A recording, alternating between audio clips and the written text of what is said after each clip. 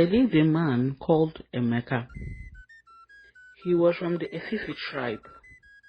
According to tradition, his family was next in line to produce the next queen of the land. The only problem was that Emeka had no children. He had been married to Amaka for 2 years, yet no children. Because of his desire to secure his spot as a member of the royal family, he impatiently married a second wife. Her name was Uju. Within 2 years, Uju had produced 2 children for him, a boy and a girl, Chioma and Chizoba. While Amaka was happy for Uju, she was sad that she had no children of her own. Uju used this to torment Amaka, calling her barren and dry land. But eventually, after 1 year, Amaka gave birth to a girl. She called her Ogechi.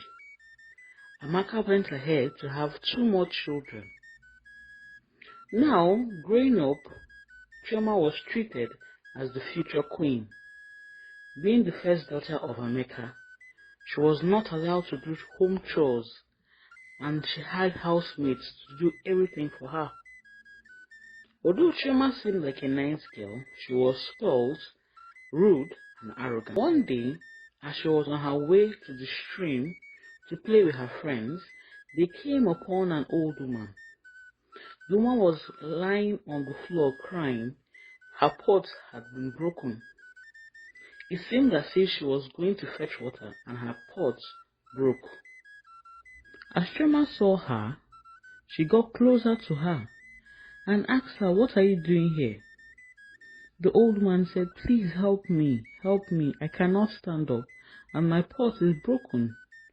Chioma said, "Why are you here alone? Where are your children?" And the woman started to cry. "I do not have any children." Then Chioma called her a barren woman. Chioma and her friends laughed and left. Later that day, Ogechi was going to the stream. She again saw the old woman. The woman was still there crying, and her pot was broken. Ogechi asked her the same question, "Why are you here alone?" And the woman said, "I have no children, no one to help me." Ogechi said, "Okay, I would help you. Stand up." She helped the woman to stand up. Ogechi used her own pot to fetch water for the woman and take it to the woman's home. When they got to the old woman's house, Ogechi filled her drum with water. The woman was so happy. She was so grateful. She said, "Thank you, my child." Ogechi said, "It's okay." As Ogechi left, turned to leave, the old woman called back and said, "Wait, I have something for you." The old woman brought out a gold bracelet and presented it to Ogechi. Ogechi said, "No, I cannot accept this. You do not need to give me this. I do not want it."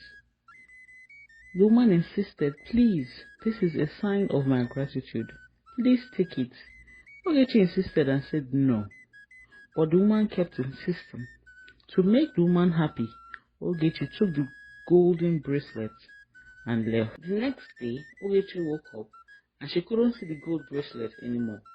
She looked for it in her room, but she found nothing.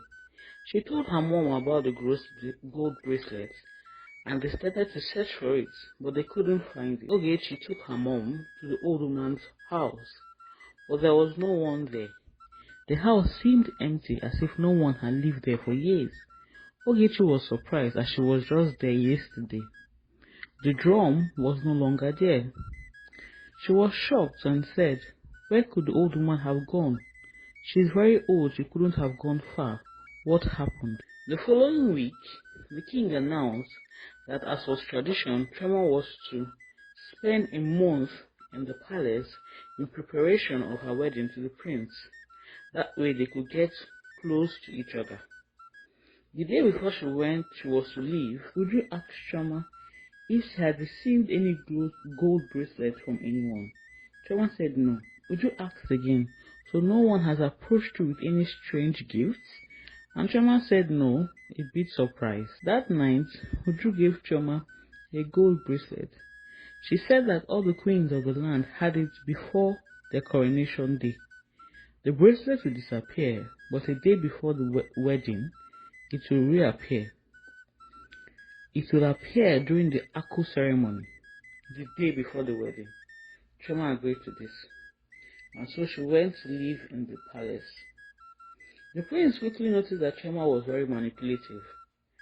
When she was with him or his parents, she would act very kind, gentle, and nice. But when she was alone with the servants, she would be very cruel and mean to them. The prince did not like this, so he told his mother.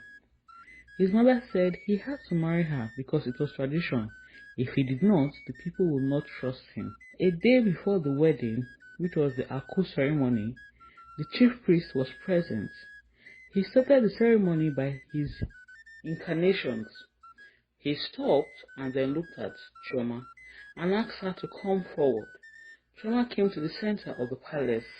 Around her was the king, the queen, the prince, her entire family, and the village cabinet members. Then, the chief priest looked at Chioma. He told her to stretch out your hands, and Chioma did as she was told.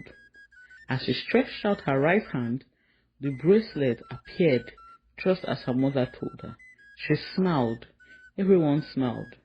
This was part of the practice. The chief priest, however, was not smiling. He looked at Chioma and then looked at the bracelet in her hand. The chief priest asked her, "Where did you get this bracelet from?" Because her mother had told her not to tell anyone she gave it to her, Chioma said it was a strange woman who gave it to her. Again, people were still smiling. No one found this odd, as it was part of the tradition. But the chief priest wasn't smiling. He said, "Who gave you this bracelet?" At this, Chioma was a bit confused. She looked at her mother and then back at the chief priest and said, "It is my mother who gave it to me." The chief priest then looked at Chioma. He looked at her very closely and then he said, "Who are you?" At this, everyone exclaimed, "Who else could she be? She is Chioma, Mazi Emeka's daughter." The chief priest asked again, "Who gave you this bracelet?" Chioma at this point was getting scared. Then the chief priest turned to the king and said, "This girl is not the queen, and this bracelet in her hand is evil." At this, everyone exclaimed. Chioma turned to her mother and said, "Mama, what is he talking about?" Uju stood up. She turned to the chief priest and said, "Why are you lying? What are you talking about?" The chief priest turned to her and said, "Woman, this bracelet is evil and it is poisoning this girl's arm. Her arm will be paralyzed in the next 2 days. On the 3rd day, she will die." Once Chioma heard this, she turned to her mother and said, "Mama, tell him the truth. Tell him the truth. Where did you get this bracelet from? Do you want me to die?" Then she raised her head and said, Okay. It's true, I gave it to her. But it was the Ezemo who gave it to me."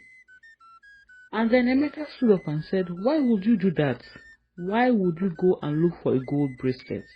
When Chioma is the first daughter of our family, the future queen, the bracelet will naturally come to her." Uju kept quiet. Then the chief priest looked at Chioma. He looked at Emeka. And then he looked at Uju and said, "Woman, who is this child?" Uju did not respond. The chief priest then turned to the king and said, "I do not know what's going on, but this girl is not Emeka's daughter, and this bracelet is evil." He turned to Emeka and said, "Where is your first daughter?" At this point, everybody was entirely shocked. What is going on? Emeka turned to Uju and said, "What is going on?" It was at this point that Uju started crying. She shouted at Emeka and said, "It's because of you. All this is because of you." And he said, "What do you mean it's because of me?" Uju confessed that because she was under a lot of pressure to have children, she had gone to the Ezemo to take spirit children. These children are not Emeka's children, they are spirit children. The chief priest turned to Emeka and said again, "Where is your first daughter?" At this, Emeka, who was in utter shock, turned to Amaka with a blank stare on his face, pleading for help. Amaka then came forward with Ogechi, saying, "This is my daughter." The chief priest looked at Ogechi and said, "Stretch out your hands." As she stretched out her hands, the bracelet the old woman had given her appeared in her arm. Thank you so much for listening to this story. If you liked it, please hit the like button. Write a comment in the comment section telling us what you learned from it, what has inspired you with this story. Thank you for the 100 subscribers. If you're new here, please subscribe to my channel, and I will see you again next time.